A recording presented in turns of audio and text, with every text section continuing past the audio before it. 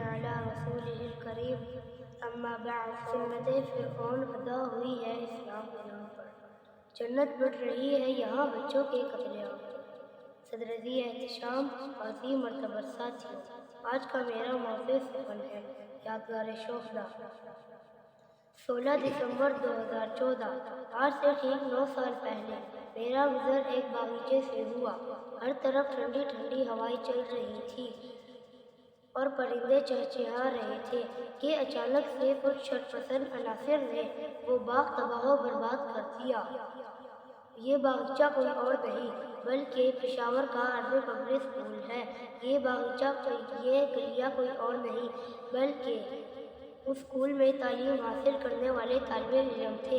ہاتھوں میں تلوار اٹھائے، ہاتھوں میں ہتھیار اٹھائے اسکول میں داخل ہوتے ہیں۔ نقاب پوش آئے، تاریخ میں ایک بار آیا کہ تماشا انسان کے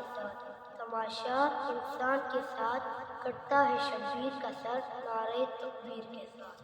نحمدہ و نصلی علی رسولہ الکریم اما بعد۔ اساتذہ کرام اور میرے ہموطن ساتھیو، السلام علیکم۔ وہ ظلم نہیں بھولے، وہ شہادت نہیں بھولے، وہ ظلم نہیں بھولے، وہ شہادت نہیں بھولے، معصوم فرشتوں کی عبادت نہیں بھولے۔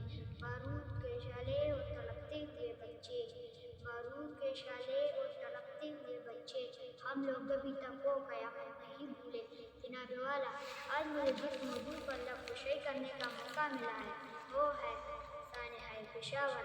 جناب والا، دہشت گردی نے ہمارے ملک میں میروں کے ننھے لاحق جگر چھین لی ہے۔ ہمارا ملک دہشت گردی کے دل میں روز بروز دھنستا ہی چل جا رہا ہے، اور اس دل سے ہم اپنے ملک کو نکالنے کے لیے ہم سب کا مٹی ہونا لازمی ہے۔ ماں، اچھی طرح تیار کرنا آج میرا آخری دن ہے، بہت سا پیار کرنا آج میرا آخری دن ہے۔ سب بہنوں کی دعائیں مجھے یہی دو، دل اور جان نثار کرنا آج میرا آخری دن ہے۔ امی ہیں، ابو ہیں، بہن بھائی ہیں سارے، مجھ کو ناشمار کرنا آج میرا آخری دن ہے۔ ماں، تمہیں بہت ستایا، تمہیں بہت رلایا، بہت غم دیے تم کو ماں، ماں مجھے معاف کرنا آج میرا آخری دن ہے۔ میں چلا خداحافظ ملیں گے جنت میں، میں چلا خداحافظ ملیں گے جنت میں، ماں آخری بار پیار کرنا آج میرا آخری دن ہے۔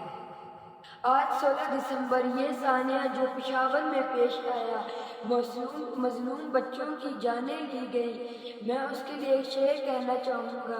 میں چلا خداحافظ ملیں گے جنت میں، میں چلا خداحافظ ملیں گے جنت میں، ماں آخری بار پیار کرنا آج میرا آخری دن ہے۔